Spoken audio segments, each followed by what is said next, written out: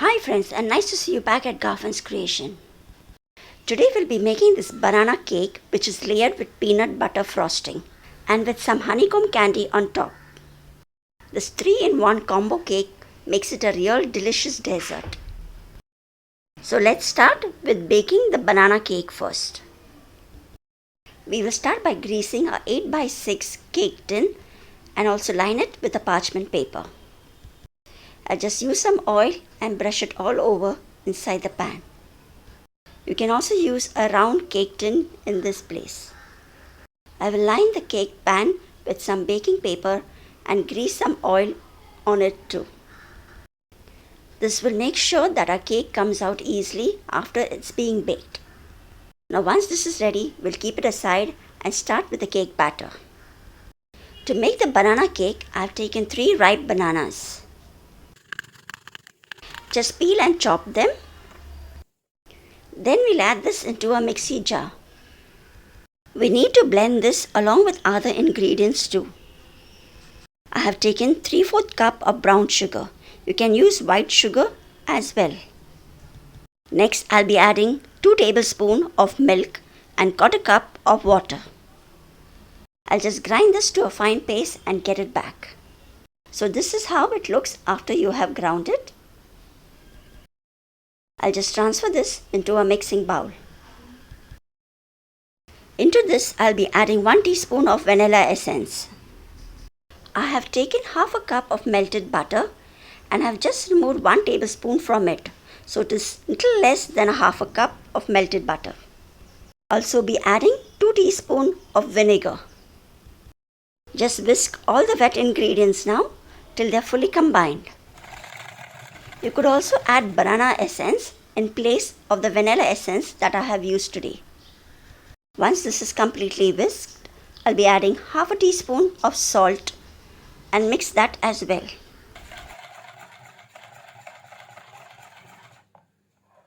Next, I'll be adding 1/2 teaspoon of cinnamon powder. I'll mix all this really well. And now it's time to add in the dry ingredients. I have taken 2 cups of Maida or all-purpose flour.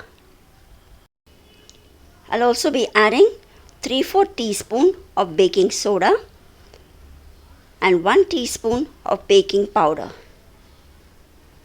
And sieve all the dry ingredients into the wet ingredients. To make it healthier, you can use whole wheat flour in place of the all-purpose flour. I'll now mix the wet and the dry ingredients well. Just lightly mix it, and we do not have to overmix this batter now. Once all the maida is fully incorporated into the batter, you can just stop whisking it. So now this is done, and you can see you get a nice ribbon-like texture for the batter. If your batter is too dry, you can add a little more milk into it. I'll then use a spatula and just scrape the bottom of the bowl as well. This will ensure that all the ingredients are mixed well and nothing is settled down. You can bake this batter right away. But today I'll be adding some white choco chips into it. Adding the choco chips is completely optional. You can also use dark choco chips in place of the white choco chips. Just use a spatula and mix it, and our batter is ready to be filled into the cake tin.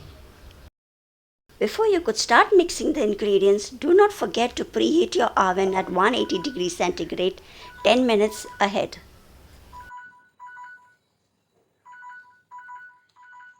Once I have spread the batter well into the tin, just tap it a few times to get the air bubbles out. This will go into the oven to be baked at 180 degrees centigrade in the middle rack for around 25 to 30 minutes. This took me around 28 minutes to be baked, and I have baked it with the lower coil on. You can check if it is done when the screwer inserted in comes out clean. Let this be there for 10 minutes, and after 10 minutes I'll just loosen the sides and get the cake out of the cake tin. I will now let this cool down completely at room temperature. Next we'll be making the peanut butter frosting. For that I have taken 1/2 cup of butter. The butter is cold and not too very firm. Using an electric beater, I'll just whisk this for a minute till it becomes a little bit soft and fluffy. While making this peanut butter frosting, you need to scrape the sides of the bowl often so that everything gets mixed in well. I'll continue whisking this butter till it is a little bit light. Once this is done, I'll be adding 1/4 cup of peanut butter. I have taken the crunchy peanut butter. If you have the creamy peanut butter, you can use that as well. You can use this peanut butter frosting to not only frost cakes but also make cupcakes and also spread it over your brownies. Now both the butters are mixed well and it's nice, light and fluffy. We'll stop here and now we'll start adding the icing sugar. I have sieved the icing sugar before using it, and this is 1½ cup of icing sugar. Keep adding the icing sugar gradually, little at a time, and whisk it. Also don't forget to scrape the bowl in between.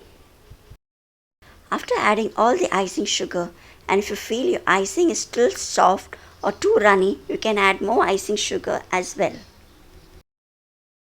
I'll continue scraping the bowl and adding the icing sugar till all is mixed well. This peanut butter frosting goes very well with the banana cake. If you do not like peanuts or allergic to peanuts, you can replace the peanut butter with the same amount of ordinary butter as well. Or if you wish, you can skip the whole frosting part and have the banana cake as it is. So I finish adding all the icing sugar. I will scrape the bowl once more and add 1 tablespoon of cold milk. In place of milk, you could also add 1 tablespoon of cream. The milk or the cream will make the buttercream silky and smooth. So do add the milk or cream at the end of whisking the buttercream. So our buttercream is ready now. I'll just run the beater to get all the buttercream out of the whisk. Our delicious peanut butter frosting is ready to be used.